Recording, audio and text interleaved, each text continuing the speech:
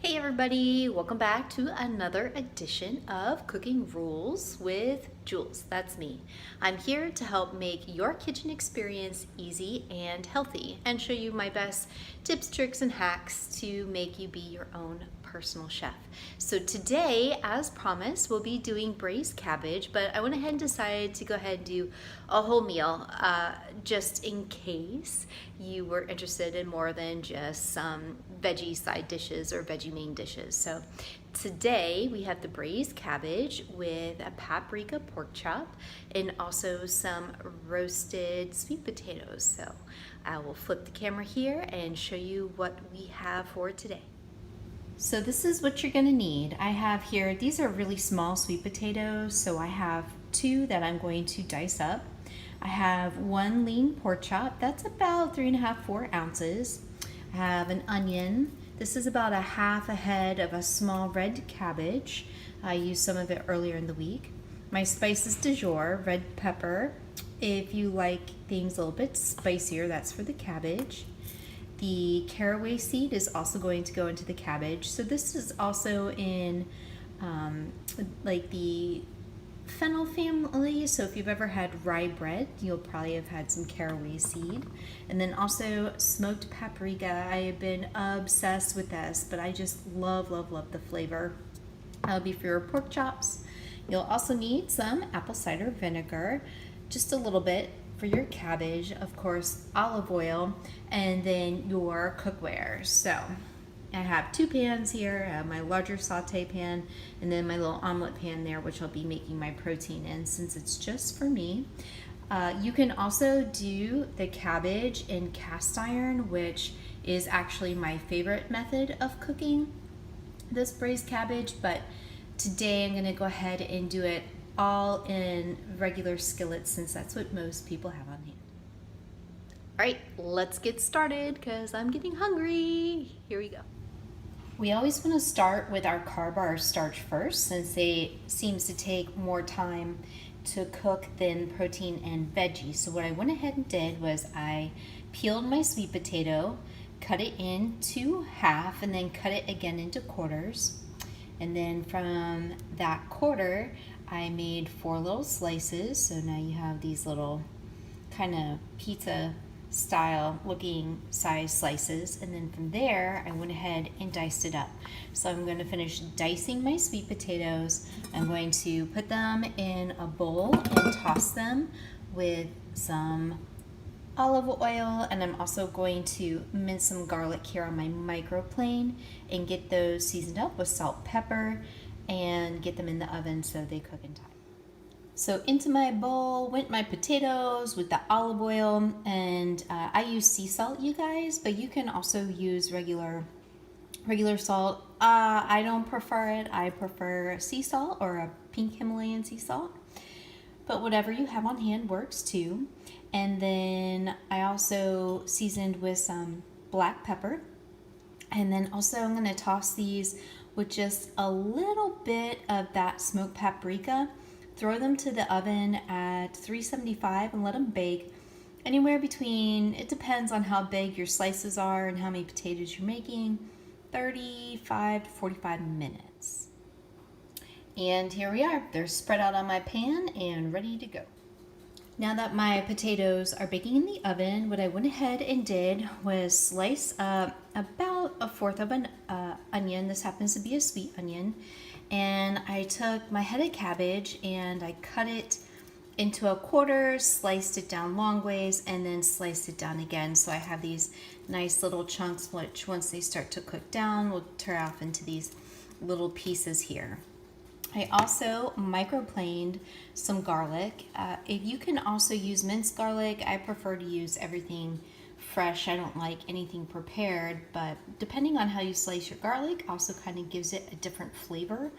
I happen to like this flavor because the cat is meowing in the background. I'm sorry. It evenly disperses throughout the entire pan. So now that I have all of this ready to go, I'm gonna go ahead and start by heating up my pan over medium heat. Also forgot to mention, besides the apple cider vinegar, I'm also going to use a little bit of beef stock to reduce down my cabbage. If you don't have beef stock, then you can also use chicken stock, vegetable stock, or even a little bit of white wine if you have it. Now, normally I would cook the protein first since it takes more time than the vegetable, but in this case, because the cabbage is a thicker consistency, it's going to take a little bit longer. So I'm actually going to start the cabbage first and then my protein second. So what I've done here in a bowl with my little pork chop here is season it with salt and pepper, again sea salt, and I've given it a nice healthy dose of paprika on this side. So once my cabbage is about halfway through cooking, I'm going to get my pork chop started. That way we have timing perfectly set up so that we're not letting the vegetables get cold and the protein is still cooking, or your meat gets cold and your vegetables are still cooking. My pan is feeling hot, so I'm going to start by coating this pan with a little bit of olive oil. And when I say a little bit, I mean just enough to coat the bottom of the pan. That's probably just a tad too much, but we'll make use with it today. So the first thing that I'm going to throw down are my onions. All right, onions in, here we go.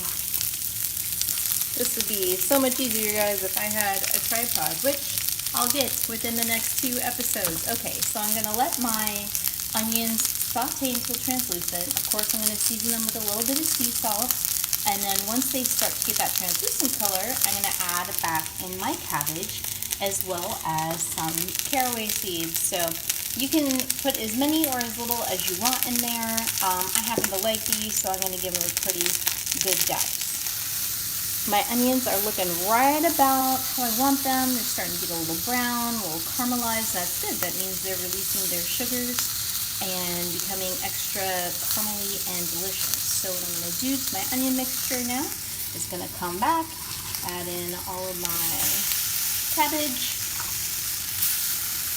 hit it with some sea salt, a little bit, add the caraway seed, and actually I'm going to put in my, of course, crushed red pepper because it's so incredibly tasty this way. Now at this point you might be asking yourself, what exactly is braised cabbage? I know I have it in my pan, I can hear it sizzling, but I don't know what to braise means. Well, to braise means we're going to slightly fry it, which we've done successfully already in the pan with the caraway seeds, and I will flip the camera around and show you. And then what we're going to do is we're going to cover it after we hit it with a little bit of beef stock and a little bit of that apple cider vinegar, and we're going to let it stew in its sauces. And now the magic.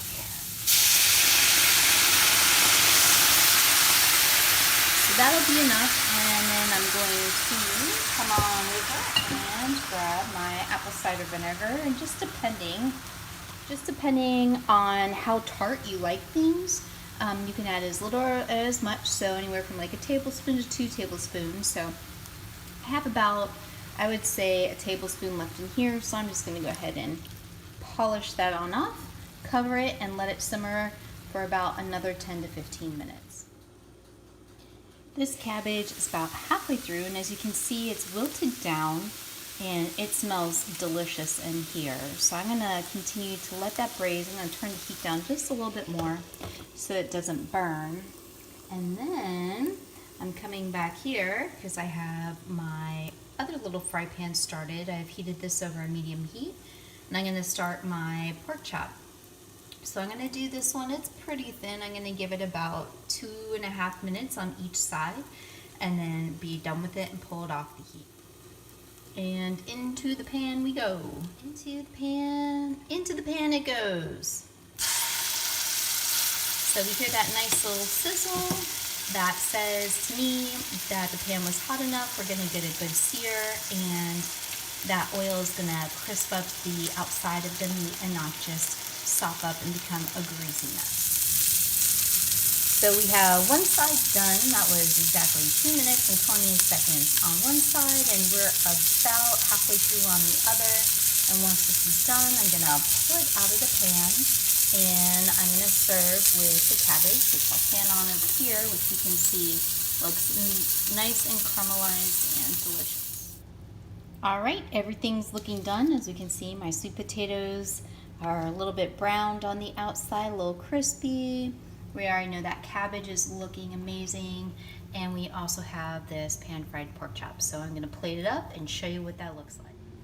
And here we are, everybody. We have a very nutrient-dense meal going on here. So I'll give you a 360-degree spin. Of course, you don't have to plate it fancy, but I love it because we eat with our eyes. And who wouldn't want to eat a meal that looks like that on a, what is today? Thursday, Blursday, whatever day it is. My grandmother made fried pork chops a lot growing up as a kid, and she always did hers with breadcrumbs. Sometimes she did it in Italian, but she was also Polish, so a lot of her technique was taught to me, and so I am teaching it to you. So from my grandmother's kitchen to yours, I hope you learned something new. I hope you try this out. I hope it's delicious, and make sure you tune back in next week, next Wednesday, for your recipe of the week, where I have no idea what I'm making yet because I'm gonna have to go back out for provisions during this quarantine. So stay safe, stay healthy. Again, make sure you subscribe. Also find me on Instagram, Cooking Rules with Jules, and I also have a blog and a webpage by the same name. See you soon.